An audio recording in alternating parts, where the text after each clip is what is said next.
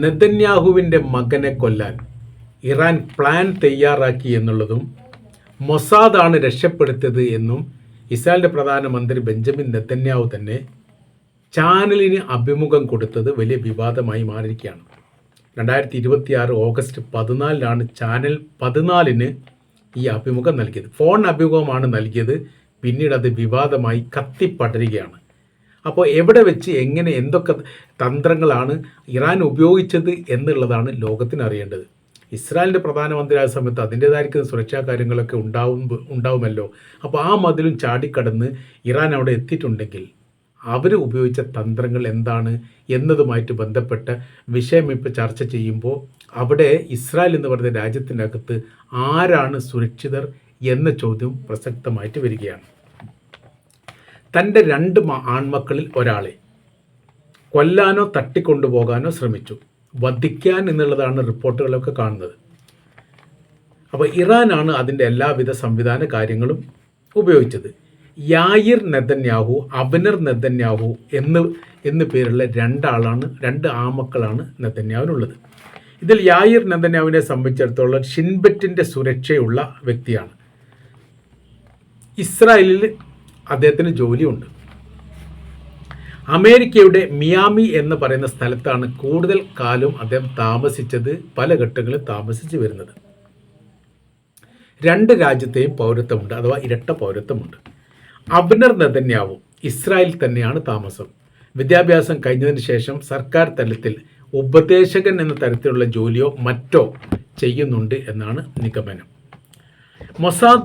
മൊസാദിന് ഒരു ഇറാനിയൻ ചാരനാണ് ഈ വിവരം ചോർത്തിക്കൊടുത്തത് അല്ലെങ്കിൽ വിവരം കിട്ടിയത് എന്ന് പറയുന്നു. എന്നാൽ മൊസാദ് ഇത് കള്ളത്തരമാണ് പറയുന്നത് എന്ന് ഈ വിഷയവുമായിട്ട് ബന്ധപ്പെട്ട് ഇറാൻ്റെ ഒരു മീഡിയ ഗവൺമെൻറ് ഉദ്യോഗസ്ഥനെ ഉദ്ധരിച്ചുകൊണ്ട് റിപ്പോർട്ട് ചെയ്തു. Tel Aviv, Jerusalem, Haifa, European രാജ്യങ്ങൾ, ഈ മേഖലയിൽ ഒരു കൂട്ടം അല്ലെങ്കിൽ ഒരു സംഘം ആളുകൾ ഇറാന് വേണ്ടിയിട്ട് ഇദ്ദേഹത്തെ ഫോളോ ചെയ്തിട്ടുണ്ട് എന്നാണ് മനസ്സിലാക്കാൻ വേണ്ടി പറ്റുന്നത്. കൃത്യമായിരിക്കുന്ന ഒരു വിവരങ്ങൾ, അതായത് ഏത് മകനെ എന്നുള്ളതോ എവിടെ വെച്ച് എന്നുള്ളതോ അതിനെക്കുറിച്ച് ഏതെങ്കിലും ഒരു സൂചന പോലും ഇസ്രായേലിൻ്റെ പ്രധാനമന്ത്രി ആവർത്തിച്ചു കൊണ്ട് 14 ചാനൽ ചോദിച്ചിട്ടും മറുപടി പറയുന്നില്ല. 2024 ഒക്ടോബർ 19 നെതന്യാഹുവിൻ്റെ വസതിക്ക് നേരെ ഒരു ആക്രമണം നടന്നു.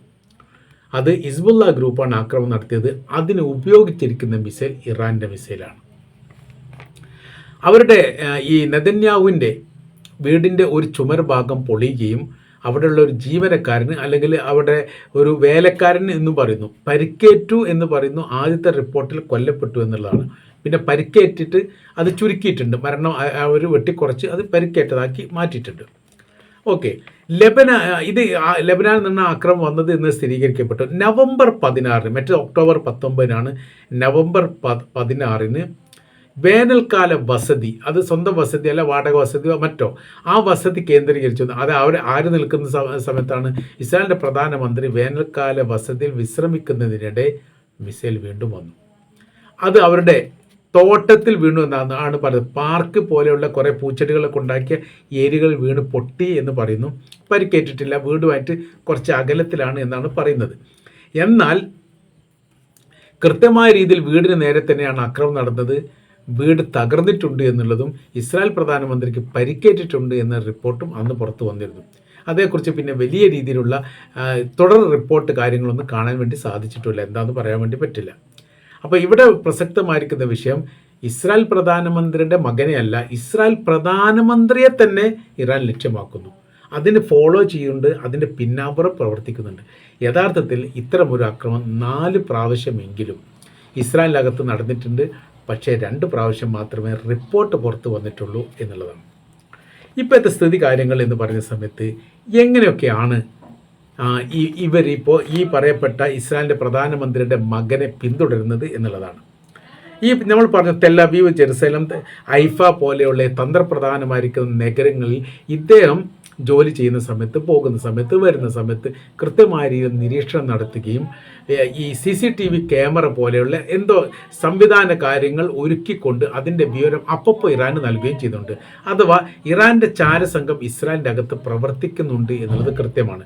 ഒരിക്കൽ ഇവിടെ അവർ പറയുന്ന കാര്യം, അമേരിക്കയിലെ അമേരിക്കയിലെ നഗരം കേന്ദ്രീകരിച്ചുകൊണ്ടും സമാനമായ രീതിയിൽ മിയാമി എന്ന് പറയുന്ന പ്രദേശത്ത് ഇദ്ദേഹം വിശ്രമത്തിന് വന്നിട്ടുണ്ട് എന്നാണ് പറയുന്നത്. 40 ദിവസം അങ്ങനെ എന്തോ പറയുന്നുണ്ട്. മിയാമിയെ പിന്തുടർന്നുകൊണ്ട് മിയാമി നഗരത്തിൽ ഇദ്ദേഹം താമസിക്കുന്ന മേഖല പിന്തുടർന്നുകൊണ്ട് അവിടെയും ചാരസംഘം എത്തിയിട്ടുണ്ട് എന്ന് പറയുന്നു. അപ്പോൾ ലോകത്ത് എവിടേക്ക് ഇവർ പോയാൽ, പിന്നെ യൂറോപ്യൻ രാജ്യങ്ങൾ പറയുന്നത്, യൂറോപ്യൻ രാജ്യങ്ങളിൽ ഇദ്ദേഹം സന്ദർശനം നടത്തുന്നതിന് തീയതി കാര്യങ്ങൾ ചോർന്നു പോകുന്നു, ഇദ്ദേഹം ഇറങ്ങുന്നതുമായി ബന്ധപ്പെട്ട കാര്യങ്ങൾ ചോരുന്നു. ഇതൊക്കെ കൃത്യമായ രീതിയിൽ ക്രോഡീകരിച്ചുകൊണ്ട് അതിനനുസരിച്ച് നീക്കുപോക്കുകൾ നടത്താൻ വേണ്ടിയിട്ട് യഥാർത്ഥത്തിൽ എന്തുണ്ടാവുന്നുണ്ട്, ഇറാൻ അതിനുള്ള തയ്യാർ സംവിധാനങ്ങൾ ഒരുക്കിയിട്ടുണ്ട്. അമേരിക്കയിൽ പോലും ചാരസംഘങ്ങൾ ഇറാനിലുണ്ട് എന്നുള്ളതാണ്. 4 പ്രാവശ്യം ഈ അമേരിക്കയുടെ പ്രസിഡന്റ് ഡൊണാൾഡ് ട്രംപ് പ്രസിഡന്റ് ആയതിനു ശേഷം വധശ്രമം ഉണ്ടായി.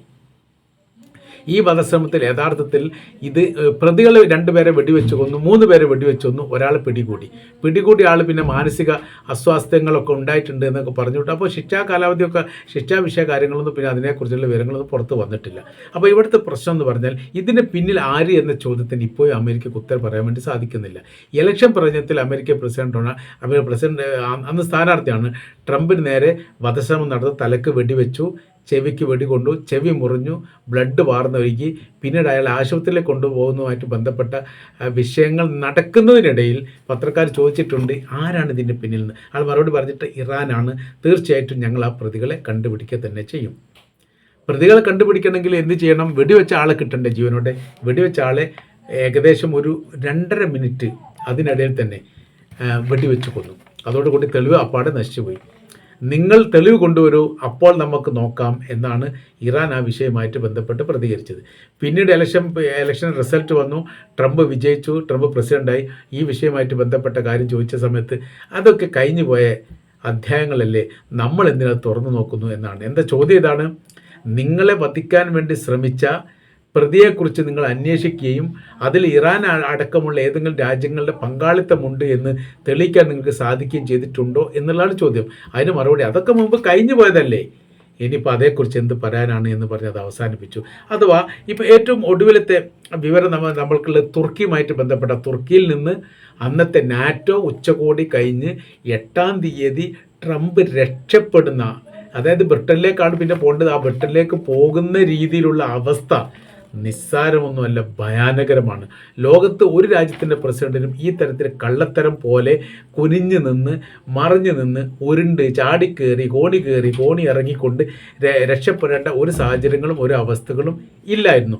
എന്നിട്ടും അങ്ങനെ ഉണ്ടായി എന്ന് പറഞ്ഞാൽ യഥാർത്ഥത്തിൽ ഇറാനെ ഭയക്കുന്നുണ്ട് അമേരിക്ക എന്നുള്ളത്. തുർക്കിയിൽ നിന്ന് വളരെ കൃത്യതയോടുകൂടി അദ്ദേഹം സഞ്ചരിച്ചിരിക്കുന്ന വിമാനത്തിന് നേരെ മിസൈൽ പതിക്കാൻ അല്ലെങ്കിൽ മിസൈൽ വിക്ഷേപിക്കാൻ എല്ലാ സാഹചര്യങ്ങളും ഒരുക്കിയിരുന്നു യഥാർത്ഥത്തിൽ ഇറാൻ എന്നാണ് പിന്നീടുള്ള റിപ്പോർട്ട്. ഈ തുർക്കിയുടെ പല ഭാഗങ്ങളിലും, അതായത് നഗര പ്രാന്ത പ്രദേശങ്ങളിലെല്ലാം പല മേഖലയിലും അതുവരെ കാണാത്ത തരത്തിലുള്ള പല വ്യക്തികളും പ്രത്യക്ഷപ്പെട്ടിട്ടുണ്ട്. ചില മേഖലകളിൽ കൂട്ടം കൂടി നിൽക്കുന്നു, ഒറ്റപ്പെട്ട സ്ഥലങ്ങൾ പ്രത്യേകിച്ച്, അവിടെ കയ്യിൽ ആയുധം പോലെയുള്ള പല സംവിധാനങ്ങളുണ്ട് എന്നൊക്കെ റിപ്പോർട്ട് ചെയ്യുന്നുണ്ട്. യാഥാർത്ഥ്യമാണോ എന്നറിയില്ല. ഏതായാലും ഒരു കാര്യം കൃത്യമാണ്, ട്രംപിനെ സംബന്ധിച്ചിടത്തോളം ഭയപ്പാടിൻ്റെ ഏറ്റവും വലിയ പ്രയാസത്തിലൂടെയാണ് ജീവനും കൊണ്ട് മൂപ്പര് രക്ഷപ്പെട്ടു പോയത്. അമേരിക്കയിലേക്ക് നേരിട്ട് പോകാൻ വേണ്ടിയായിരുന്നു തീരുമാനിച്ചത്, പിന്നീട് അത് ലണ്ടനിലേക്ക് മാറ്റിയതാണെന്ന് പറയുന്നു. വേറൊരു റിപ്പോർട്ടിൻ്റെ അകത്ത് ലണ്ടൻ തന്നെയാണ് ലക്ഷ്യമാക്കിയത് എന്ന് പറയുന്നു. ഏതായിരുന്നാലും അവിടെ എത്തിയതിനു ശേഷമാണ് മൂപ്പർക്ക് ജീവശ്വാസം ഉണ്ടായത് എന്നുള്ളത് യാഥാർത്ഥ്യമാണ്. ഇപ്പോഴത്തെ സ്ഥിതി എന്ന് പറയുന്ന സമയത്ത് പബ്ലിക്കായി നിന്നുകൊണ്ട് വീണ്ടും ആവർത്തിച്ചുകൊണ്ട് ഇറാനെ വിമർശിക്കുകയും എതിർക്കുകയും ചെയ്യുന്ന ഒരു സംവിധാനം ഇപ്പം നിലവിൽ ട്രംപിൻ്റെ ഭാഗത്ത് നിന്ന് കാണാനില്ല. നിങ്ങൾ ശ്രദ്ധിച്ച് നോക്കിയാൽ അറിയാൻ വേണ്ടി പറ്റും. അങ്ങനെ വല്ലാത്ത രീതിയിൽ ആവശ്യത്തിനും അനാവശ്യത്തിനും ട്രൂത്ത് സോഷ്യൽ ഉപയോഗിച്ചുകൊണ്ട് ഇറാനെ വിമർശിക്കുകയും ആക്ഷേപിക്കുകയും പരിഹസിക്കുകയും ചെയ്യുന്ന പ്രവൃത്തിയിൽ നിന്ന് മൂപ്പര് അല്പാൽപമായിട്ട് ഇപ്പോൾ പിറകോട്ട് പോയിട്ടുണ്ട് എന്നുള്ളത് വളരെ കൃത്യമാണ്. അപ്പോൾ നിലവിലുള്ള സാഹചര്യങ്ങൾ നോക്കുന്ന സമയത്ത് നമ്മൾ പറഞ്ഞു വരുന്നത് നെതന്യാഹുവിൻ്റെ മകനോ നെതന്യാഹോ അവരുടെ കുടുംബങ്ങളോ സൈനികരോ മന്ത്രിമാരോ ആരും സുരക്ഷിതരല്ല എന്നുള്ളത് കൃത്യമാണ്. പല ഘട്ടങ്ങളായി ഇറാൻ അത് പറഞ്ഞിട്ടുണ്ട്. ഞങ്ങളെ സംബന്ധിച്ചിടത്തോളം ഞങ്ങൾക്ക് നഷ്ടപ്പെടാനുള്ളതിൽ വെച്ച് ഏറ്റവും വലുത് നഷ്ടപ്പെട്ടിരിക്കുന്നു. അത് അവിടെ ആയത്തുള്ള അലി ഖംനായുമായിട്ട് ബന്ധപ്പെട്ട വിഷയമാണ്. അദ്ദേഹം മരണപ്പെട്ട് കഴിഞ്ഞു, അല്ലെങ്കിൽ അദ്ദേഹത്തെ കൊലപ്പെടുത്തിയതിന് ശേഷം പിന്നീട് ഞങ്ങൾക്ക് അങ്ങോട്ടും ഇങ്ങോട്ടും നോക്കാനൊന്നുമില്ല. പിന്നെ ഞങ്ങളുടെ പ്രവൃത്തി ചെയ്താൽ മതി. അപ്പോൾ അമേരിക്കയുടെ പ്രസിഡന്റ് ആണെങ്കിലും ഇസ്രായേലിൻ്റെ പ്രധാനമന്ത്രിയാണെങ്കിലും തങ്ങളെ എതിർക്കുന്ന മറ്റേതൊക്കെ രാജ്യത്തിലെ ഭരണാധികാരികളാണെങ്കിലും തങ്ങളെ സംബന്ധിച്ചിടത്തോളം അത് വിഷയമൊന്നുമില്ല. അതിനുള്ള എല്ലാ സംവിധാന കാര്യങ്ങളും തങ്ങൾക്കുണ്ട്.